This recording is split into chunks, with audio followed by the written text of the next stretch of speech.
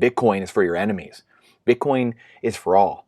The reasons both sides should love Bitcoin, the reasons why the entire world should love Bitcoin, and the reasons why you are getting screwed in life and have no idea why you're getting screwed and why you're at the throat of the people around you, at the throat of your neighbors, at the throat of your family, at Thanksgiving dinners. Let's dive in. Brandon Gentile here. Here are all the reasons a progressive Democrat should love Bitcoin. These are just some. I shouldn't say all. There are many others. Please put the feedback in here below for what things I am missing.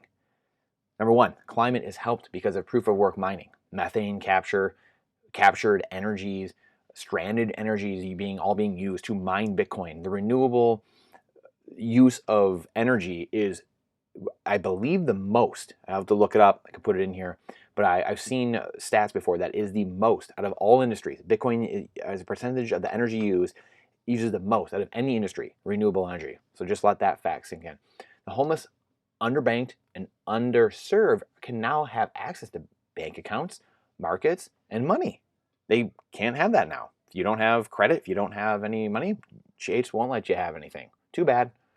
That changes Bitcoin. Governments can't give preferential treatment to those that have the most Bitcoin, removing politics from money. Wow, what an idea. Citizens United, all that stuff goes away.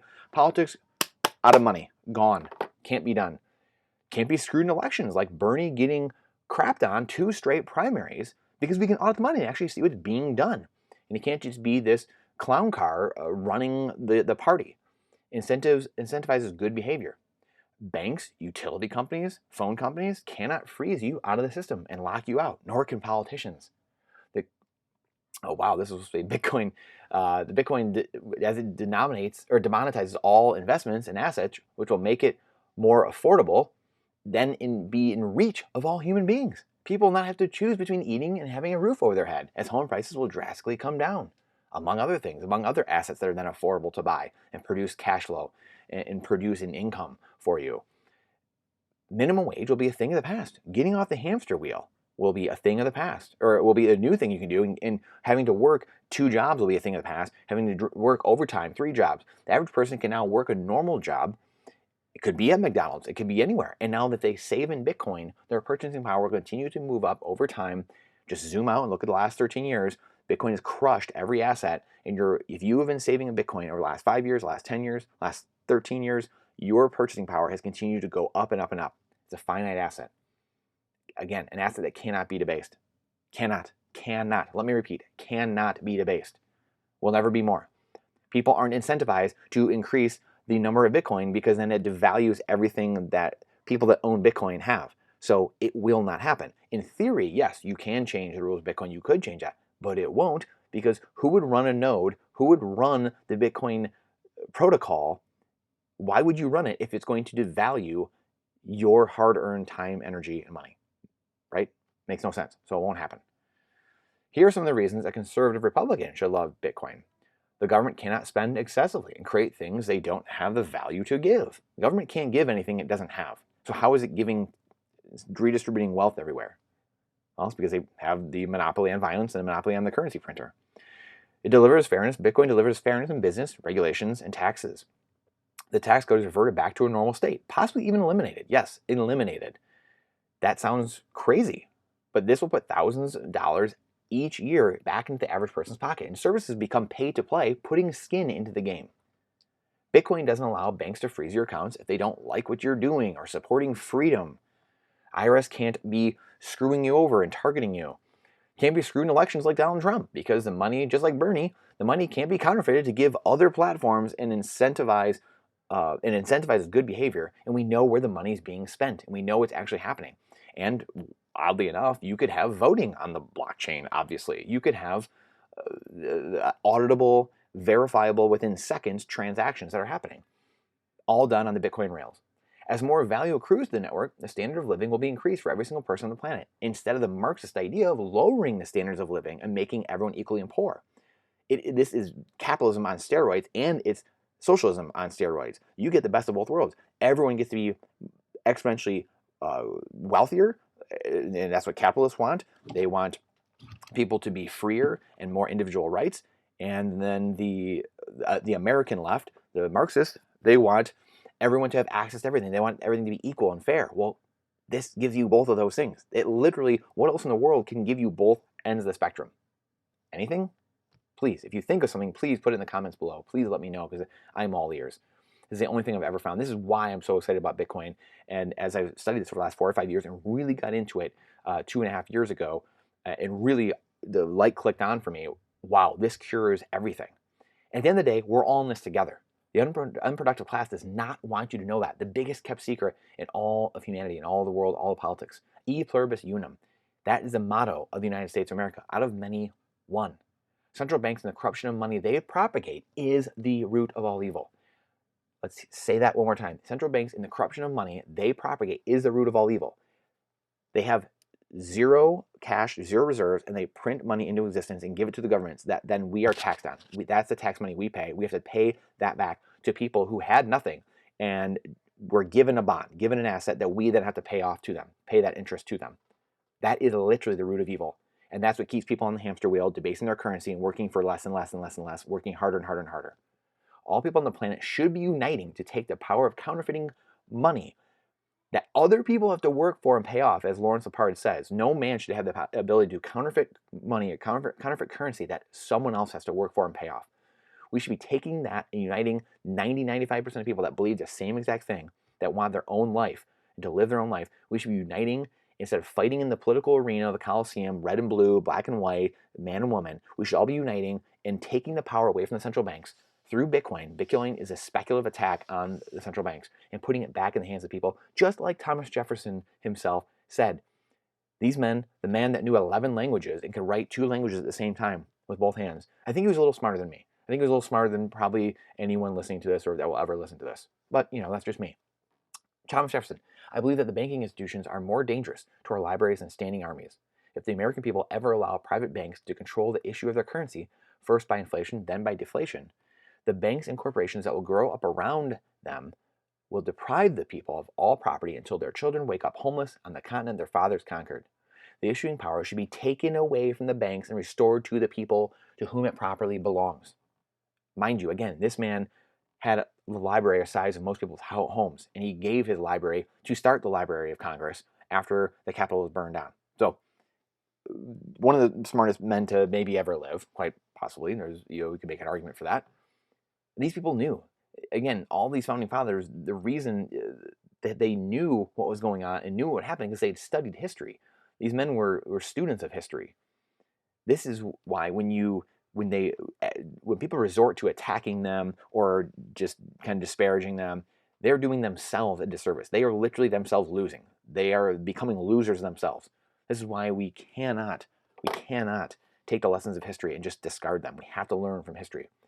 Again, they've created a Colosseum. The unproductive class has created a Colosseum, and the Romans actually had a term for this, bread and circus. If they give the people, put them in the Colosseum, watch gladiators fight and kill each other, we give them free bread and wine, they will be distracted and they won't know what's going on behind the scenes. We can steal all their money by coin clipping, literally clipping the gold and silver coins, by debasing them, melting them down, and putting copper in there and screwing with them and taking their wealth. It's literally what's happening. But now they just type digits into a computer and steal your wealth. We'll talk about that more in a second. Again, I don't know who this Nina Turner is. For some reason, she shows up in my timeline. She's a professor. She might have been an analyst somewhere. I have no idea. But she says some of the most really ridiculous things you could ever imagine. And just the people in there commenting back to her are just hilarious. And this is just an incredible meme because, again, if you don't understand money, you don't understand the world and how it works. Nothing else will make sense to you. School won't make sense to you. Politics won't make sense to you. Nothing makes sense at that point. You have to have the foundation, and then everything else starts to become clear. So Waldo Stackjoyner says, who does inflation benefit the most? And this is the truest meme there is. They got you fighting a culture war.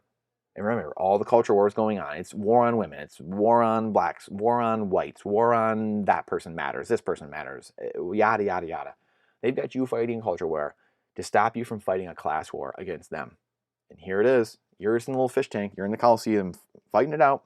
While they just sit there and collect the money they are counterfeiting and taking from you. Period. End of story.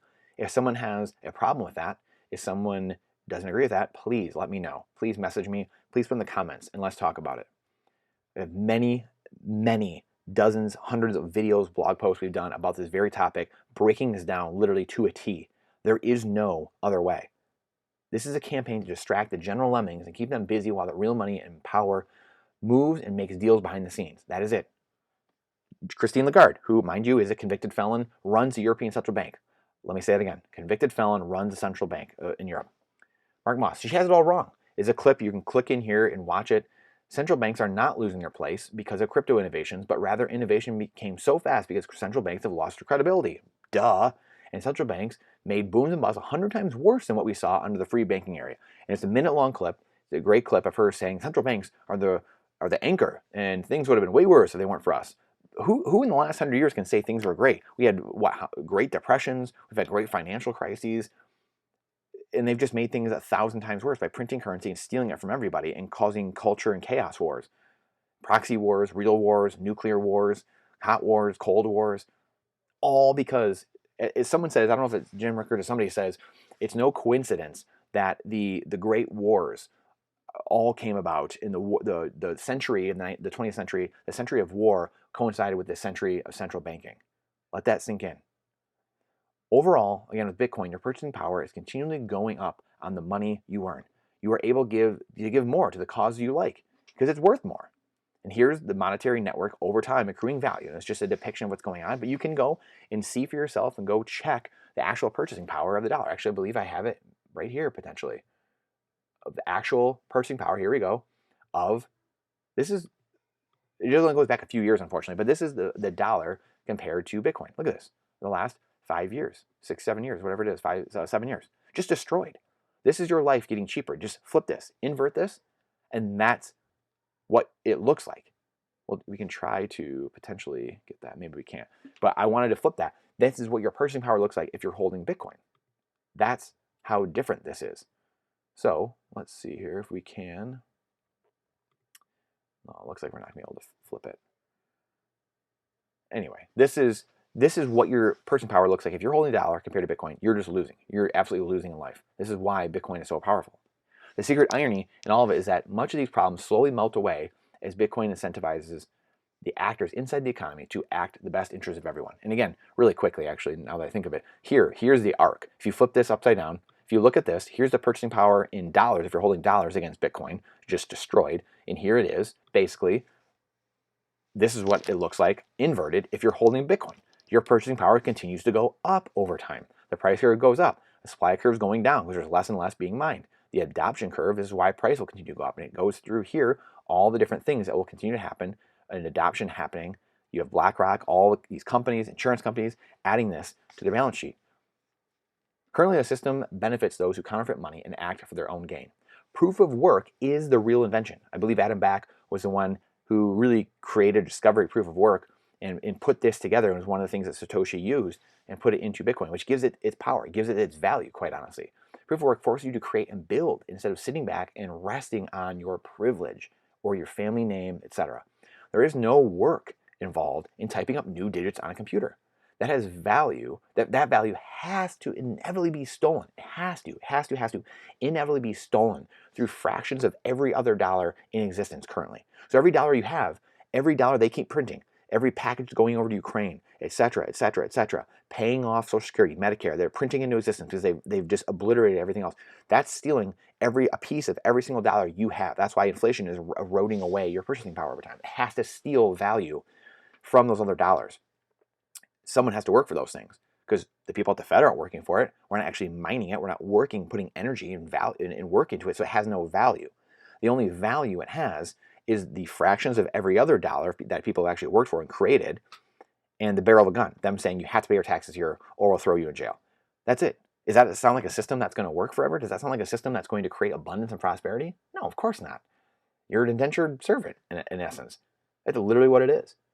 A finite money keeps wars from happening as it's not profitable or feasible to steal the wealth of your citizens and enrich yourself by sending young people to war to distract the populace. There's no currency printer. Sorry, boys and girls. Again, this is why in the empires past, and the Roman Empire fell because they kept going to war. They kept trying to coin clip their currencies, debase their currency, melt it down, put copper in it, and people eventually said nope. And the gold would go into hiding. Gresham's law, the good money would go into hiding, and people would just spend their bad currency. And then eventually they couldn't pay their soldiers anymore. They had to bring them back in, and they'd lose the war or whatever happened. They collapsed because you couldn't do it. So it forces you then to only pick the wars that are worthwhile, which is very few, if any of them, right? So it forces you to actually make smart decisions instead of just stealing the wealth. Well, we can enrich ourselves by being in the military industrial complex, sending other people's kids to war. We can enrich ourselves, and then the people pay for it without themselves knowing. Again, one must spend the energy and time to mine this money, real money.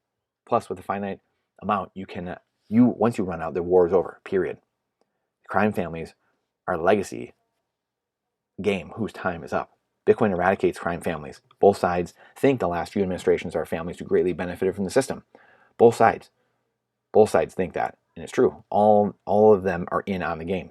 Bitcoin makes an equal playing field for all people, not equal outcomes. An equal playing field. So remember, not equal outcomes, an equal playing field. Again, what both sides want. It starts to diminish the information asymmetry that the unproductive class has over the public. Information asymmetry is things like accredited investor laws, where only certain people with $1 million net worth or above can get in on deals and they see the best deals, or just insider trading, things like that. Being in Congress and getting to see things, or being in the hedge funds or the Wall Street and getting to see all the information that the average person doesn't get to see. That's called information asymmetry. That's why they continue to win and you continue to lose. You're just left with, hey, pay fees and have this 401k, pay fees and get in this pension, pay fees and have this IRA. You're just left with the scraps. A transparent ledger of all transactions that are done through the time chain, the blockchain, would in and of itself expose corrupt or illicit activity. And yes, there are ways to do things anonymously, and there will be more things created going forward to help with that. However, with Bitcoin, when an Ukrainian military package, for instance, is sent over for the 20th time and no one in the country has voted on it and can see what's in it or audit where the money actually went, that doesn't happen with Bitcoin. There will be people everywhere auditing and tracking down the spending of their government, and it will hold those in power accountable. Eventually, it will incentivize people to act benevolently, and people will quickly realize that it does not pay to lie, cheat, and steal. Those that produce real wealth and value will be the ones who benefit in a hyper-Bitcoinized world. This is a video from Swan Bitcoin. It's about 15 minutes long, and it's an incredible video. They came out a year ago, and it's got hundreds of thousands of views. Check this out. It's really the progression of where we've come from with wars and unproductive class destroying the money, and what will happen on a Bitcoin standard in the next 100 years, and what life could look like on a Bitcoin standard. So it's probably one of the best videos that are out there in just 15 minutes to realize where we've been, how they've destroyed your wealth and your money, and where Bitcoin can take society. So stay strong. I appreciate it. Please let me know if you have any questions, comments, and anything I missed at the top. The people on the left or the right, both sides, the world uniting, should be uniting and taking the power of the money back in their hands. Bitcoin does that, and taking it away from the central banks. So let me know if I missed anything with that. Let me know what you think of this video. It's an incredible video, narrated by Tomer Strolight and the Bitcoin Swan Bitcoin team. And I appreciate you, and I look forward to seeing you on the next one. Please go check out some of these other videos talking about inflation and deflation, and again, breaking down over and over again how, in different ways, how governments are stealing your money, and this is the root of all evil. Central banks are the root of all evil. Look forward to seeing you on the next one.